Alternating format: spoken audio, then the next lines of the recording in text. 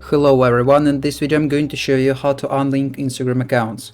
Actually, it's very easy and quick, but you need to watch this video until the end so you won't skip any important steps. So first of all, you need to open your Instagram application on your mobile device. It can be Android or iPhone, so it doesn't matter, the steps are the same. And then if you logged in your account and you want to unlink some other account, all you need to do is to click on your profile name at the top left corner. Here it is.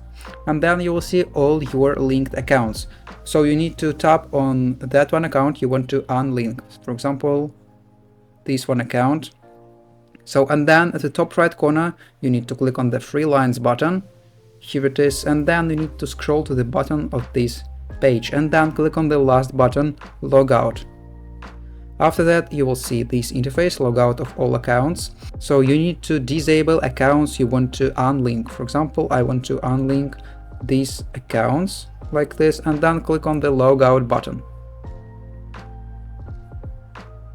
And after that, you will see this interface. Then you need to log in into your main account. Here it is.